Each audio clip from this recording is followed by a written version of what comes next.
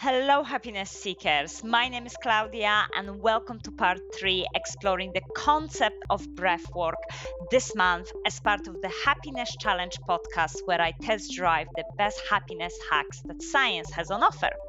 In part 1, episode 124, we heard from an author, coach, and breathwork teacher, Isabel Chu, who introduced us to the concept of breathwork. In part 2, episode 125, I summarize the key scientific findings about breathwork and introduce you to 3 practical methods of using breathwork to try this month. And in this short episode, I share my learnings and personal guide to breathwork because guess what? I did it. For last few days, I did stuck to my 3 reminders to practice 15 minutes of breathwork a day. So here are my top learnings. So number 1 in terms of my learning is that breathwork is definitely a keystone habit. That is, it very quickly benefited and showed up in other areas of my life. So for example, by using those 3 different breathing exercises, I have started to pay attention how I breathe throughout the day. And it actually encouraged me to play with my breath a little bit more. So, for example, I would be in the meeting at work and suddenly I would realize that my breath is getting shallower, so I would deepen it. Or I would take a really deep breath before making a very important point during a presentation. So, generally, notice that by having those 3 reminders throughout the day, I started to pay attention how I breathe and where is my breath. My nose, my lungs, my belly, where do I feel it? How do I feel it? And whether I can use a controlled breath work to help me to feel better. My second learning is connected to the fact that because of the increased awareness of how I was breathing, I have improved my breathing by inhaling only through a nose. So this is very important actually, and I haven't realized how much actually I would skip it at times. Is that research shows that improper breathing can lead to weakened immune system.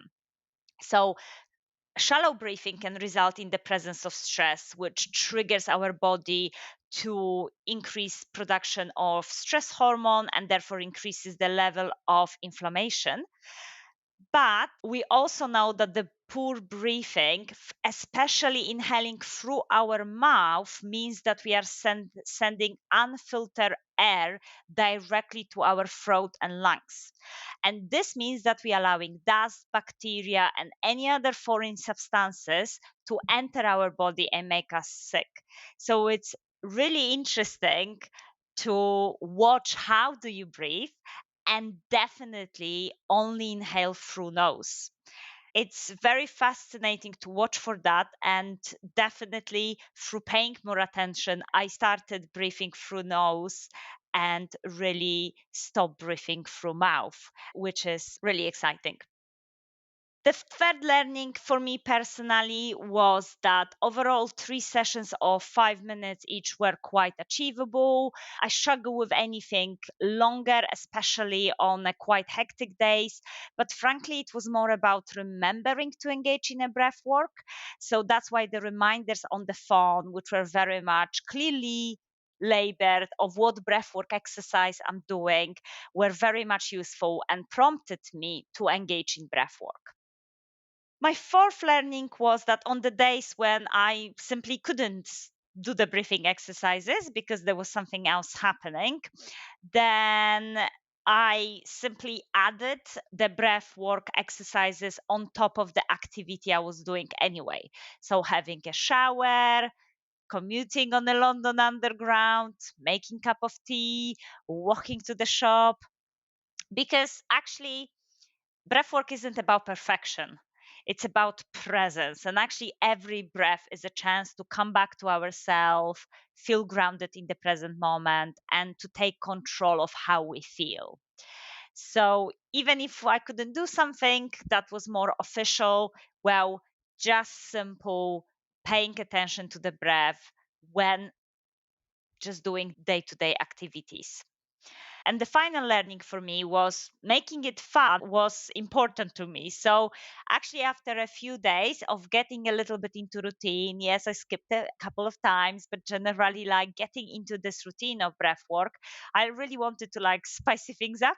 I think it's because I naturally crave for change and variety. So I have used two tools to help me to get things mixed up. First of all, breath cards. I think they are very much excellent because on each card you have different breathwork methods and practices. So you can try something else. So I was pulling up something else and just trying it. And there is lots of great apps nowadays out there that can provide us with quick exercises. I personally love Headspace app because I was able to search pre-recorded breathwork practices and meditations on different topics like gratitude to motivation, and I would just give it a go.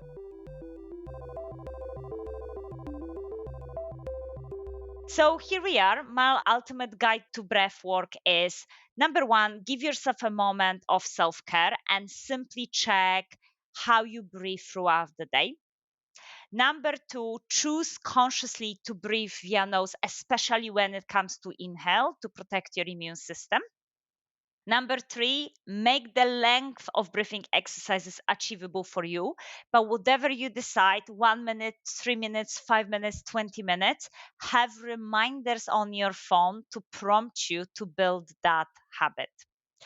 Number four, try to pair it up breathwork with daily activities that you do anyway, especially on the days when maybe you cannot skip to some of the breathwork practices. And number five, keep it fun and mix it up with any other available tools and resources, such as breath cards, team meditations, exercises, because that's what would make it interesting and it's more likely that you're going to stick to that. So, thank you so much for listening. For a summary of this month's challenge, visit my website, thehappinesschallenge.co.uk, where you can subscribe to my LinkedIn newsletter and receive a nice summary with all the top tips, links to all of the resources that has been mentioned this month when it comes to breath work. As always, I dare you to be happy, and I see you next month. Bye.